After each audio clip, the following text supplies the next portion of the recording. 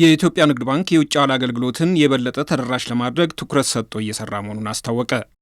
ባንኩ ለውጭ ሐዋላ ላኪዎችም ሆነ ተቀባዮች ልዩ የማበረታቻ ማዕቀፎችን ስራ ላይ ማዋሉንም ገልጿል። በኢትዮጵያ ንግድ ባንክ የሪቴል ባንኪንግ ምክትል ፕሬዝዳንት አቶ ደሳለኝ አለሙ ለዝግጅት ክፍላችን እንዳስታወቁት በየትኛውም የዓለም ክፍል ያሉ ኢትዮጵያንና ትውልደ ኢትዮጵያውያን በማንኛውም ጊዜ ለወዳጅ ዘመድ ገንዘብ እንዲያስተላልፉ ባንኩ ምቹ አሰራሮችን ዘርግቷል።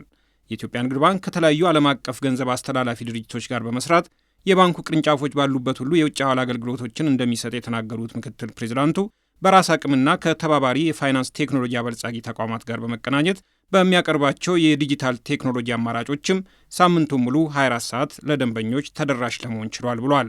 ጊዜው ደግሞ አሁን ላይ የቴክኖሎጂ ስለሆነ ቴክኖሎጂ እያደገ ሲመጣ ደግሞ አሁን ደግሞ በርካታ የሆኑ የዲጂታል አማራጮች አሉ። ያው እንግዲህ ባንኩ በራሱ ከፊንቴክ ጋር ያበለጸገውና ኢትዮ ዳይሬክትን ብትወስድ እንግዲህ የዚህ የዲጂታል አማራጮች ነው። አሁን ላይ የመጣንበት ደግሞ የሲቢ ኮኔክት በጣም አድቫንስድ የሆነ እያመጣ ነው ማለት ነው።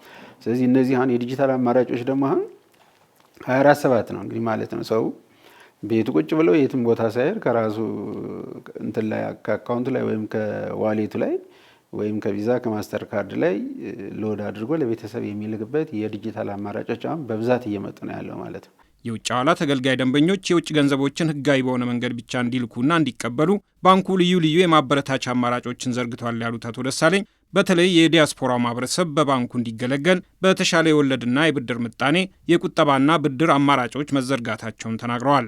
በቋሚነት ቦነስ እየከፈልን እያበረታታን ነው አሁን። ስለዚህ ፎሪን ከረንሲ በእኛ በኩል ቢመጣም ቦነሶች አሉ፣ የተለያየ የፕራይስ ክፍያዎች አሉና ስለዚህ ቦነሶቹንም ታሳቢ አድርገን እየሰራን ያለ ነው። ከቦነስ በተጨማሪ ከሆነ እኮ ለዲያስፖራ እኮ የተለያየ እንትኖች በዝቅተኛ ወለድ አቅርበናል።